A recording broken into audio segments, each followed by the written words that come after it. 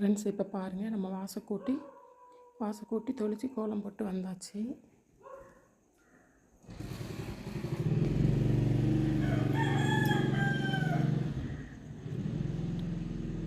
இன்றைக்கி நான் வாசலில் போட்ட கோலம்.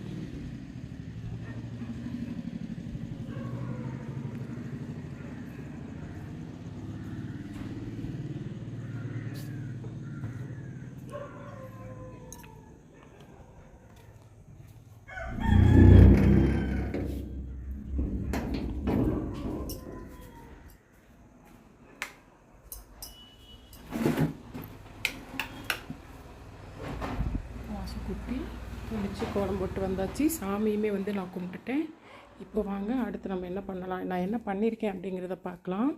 இதுக்கு முன்னாடியே நான் எந்திரிச்ச உடனேவும் கொஞ்சம் ரைஸ்லாம் அடுப்பில் வச்சுட்டு போயிட்டேன்.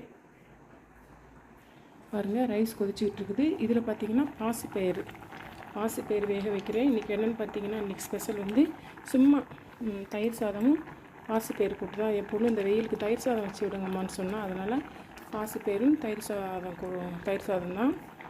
அடுத்து என்ன பண்ணலாம் ஃப்ரெண்ட்ஸ், இப்போ பார்த்திங்கன்னா ரைஸ் வச்சாச்சு. ரைஸ் நல்லா வேக வச்சு வடித்து வச்சாச்சு. அதே மாதிரி பதினஞ்சு தண்ணியுமே கொதிக்க வச்சு வச்சாச்சு. இப்போ பார்த்திங்கன்னா இதில் பார்த்திங்கன்னா தட்டாம்பயிறு அவிச்சு தாளித்து வச்சுருக்கிறேன். இப்போ வாக்கிங் போகிற டைம் ஆச்சு. நான் என்ன செய்கிறேன் அப்படிங்கிறத பார்க்கலாம். மணி பாருங்கள், 6:10 ஆகுது. 6:10க்கு நான் வாக்கிங் போகிறேன். வாக்கிங் போயிட்டு நான் என்ன பண்ணுறேங்கிறது அடுத்த வீடியோவில் பார்க்கலாம். ஃப்ரெண்ட்ஸ், 6:10க்கு போகணும். 7:10க்கு நம்ம வந்துட்டோம்.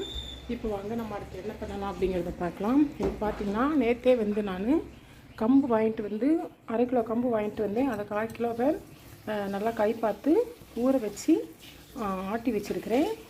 பாருங்கள், நல்லா மாவு நல்லா புளிச்சு வந்திருக்கு. இன்றைக்கி இந்த கம்மங்கூழ் தான் காய்ச்ச போகிறோம்.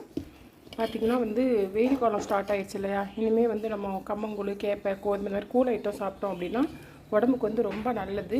அதுவும் இல்லாமல் கம்பில் நிறைய சத்துக்கள் இருக்குது. கம்பை எந்த விதத்தில் நம்ம தோசையாக கூட சுட்டு சாப்பிட்லாம். இருந்தாலும் இந்த கம்மங்கஞ்சில் இருக்கிற டேஸ்ட் அதில் இருக்காது. இப்போது ஒரு மண்பானையை வச்சு தண்ணி கொஞ்சம் கொதிக்கட்டும்னு சொல்லி வச்சுருக்கிறேன். இப்போ பார்த்திங்கன்னா ஒரு மூடி போட்டு வச்சிடலாம். அப்போலாம் தண்ணி சீக்கிரம் கொதிச்சிடும். இது கொதிச்சதுக்கப்புறம் நம்ம இதில் பார்த்திங்கன்னா உப்பும் போட்டு வச்சுருக்கிறேன். உப்பு போட வேண்டாம். தண்ணி நல்லா கொதிச்சு வந்ததுக்கப்புறம் இதை ஊற்றி நல்லா கிண்டி இறக்கி வச்சிட வேண்டியது, அவ்வளோதான். இப்போ நல்லா தண்ணி. ஹலோ, ஹாய் ஃப்ரெண்ட்ஸ், நீங்கள் பாருங்கள், கம்மங்கஞ்சிக்கு இது தண்ணி கொதிச்சிட்ருக்கு. பாப்பாவுக்கு இப்போ சாப்பிட்றதுக்கு தோசை ஊற்றிட்டுருக்கிறேன். இப்போ நம்ம இதை கொஞ்சம் கொஞ்சமாக ஊற்றி கிளறணும். கொஞ்சம் நேரம் சிலப்படி.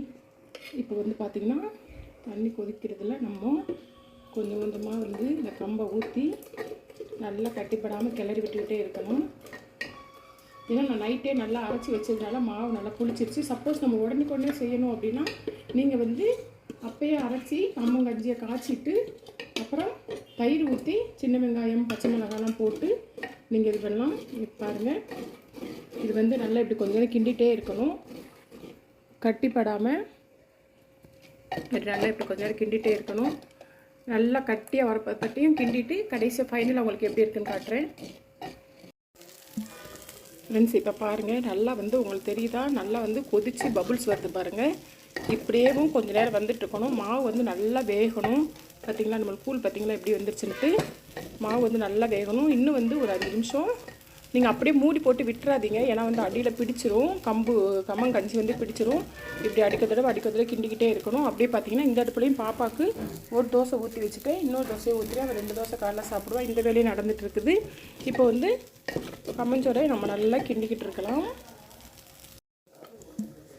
இப்போ பார்த்திங்கன்னா பாருங்கள், நல்லா பபுள்ஸ் கம்மஞ்சோறு நல்லா வந்துருச்சு. இது கூட ஒரு சிலர் குருணை அரிசின்னு போடுவாங்க, ஒரு சிலர் சாப்பாட்டு அரிசி போடுவாங்க. நான் இன்றைக்கி எதுவுமே போடலை.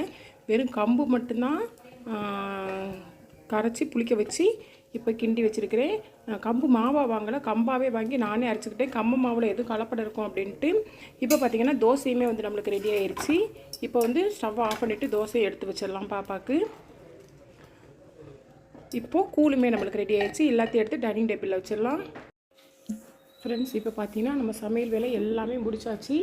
மணியை பாருங்கள், மணி வந்து பார்த்திங்கன்னா 7:20 ஆயிடுச்சு. மார்க்கிங் பேட் வந்து நம்ம இப்போ இந்த வேலையெல்லாம் முடிச்சாச்சு. இந்த லென்த் வீடியோவோட டிஸ்கிரிப்ஷன் வந்து நான் கீழே பிரேக்ஃபாஸ்ட் வீடியோவில் தர்றேன். அப்புறம் பார்த்திங்கன்னா கரெக்டாக வந்து 8 மணிக்கு 8:15க்குலாம் வீடியோ அப்லோட் பண்ணிடுவேன். நான் எப்படி சமைச்சேன், எந்த முறை எப்படி சமைச்சேன், கூலி எப்படி காய்ச்சினேன் எல்லாமே வந்து பார்த்திங்கன்னா அந்த வீடியோவில் வந்து உங்களுக்கு தெளிவாக சொல்லியிருப்பேன். Okay friends, okay bye.